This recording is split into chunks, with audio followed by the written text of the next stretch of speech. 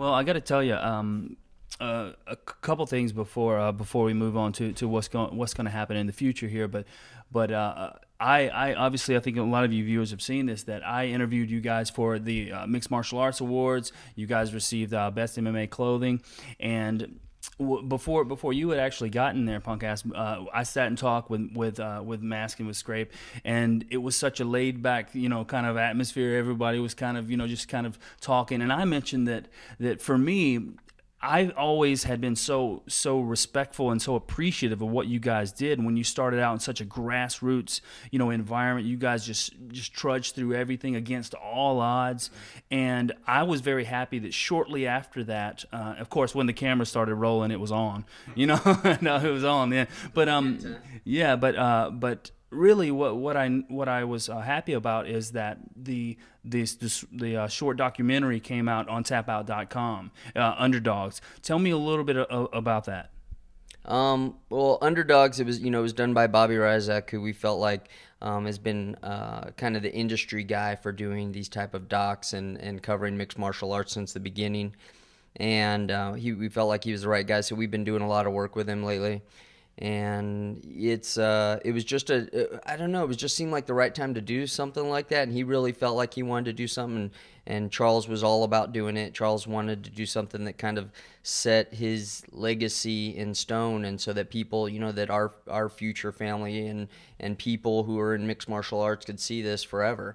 And we're actually in the process right now of extending that out to an hour and a half movie set for the limited release in theaters. So I just think we felt like that the story needed to be told, and we're sure glad. Like I said, even everything, like even down to that we're sure glad that we were able to put something like that out before this tragedy happened, right? Yeah, that kind of shows.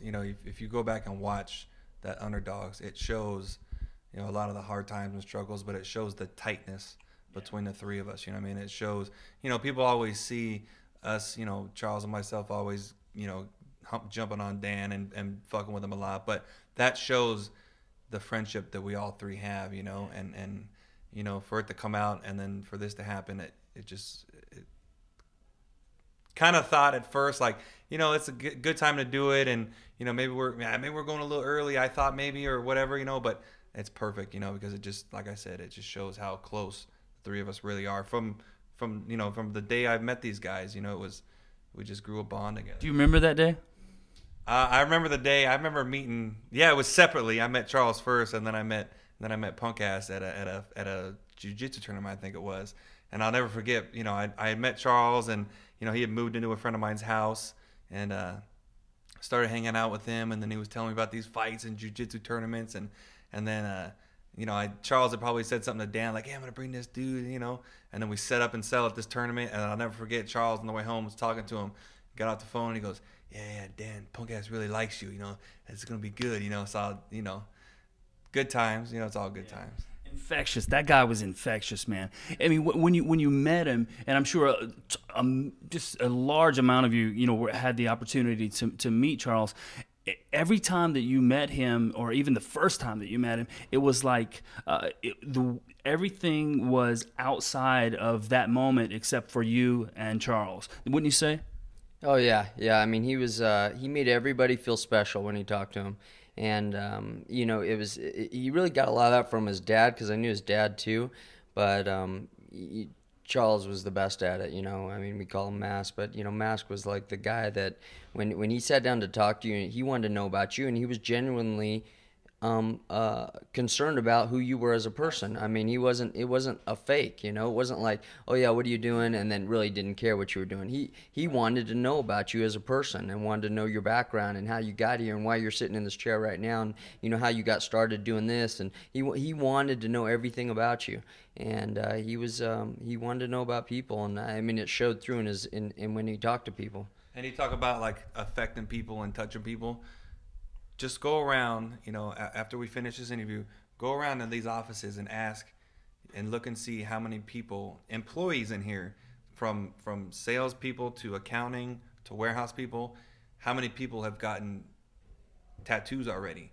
of Charles's hat, and it says "Believe" or "Simply Believe" or whatever. And those are people that he'd only come in contact with and talk personally with maybe once, twice.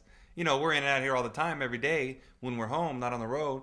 But you still don't get to sit down and talk with every warehouse employee, So you only get minor contact with them, and for them to go out and put, something on them. And there's some people that have 0 tattoos who are getting it tattooed. So the way he affected people was just, you'll never meet anybody again in this world who will affect people the way he did.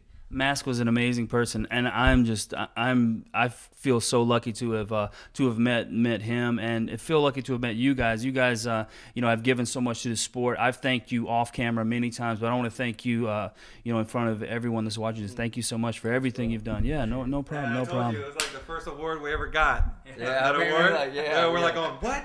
We got in a magazine and an award. Oh, we were all on cloud 9 when we found out about that.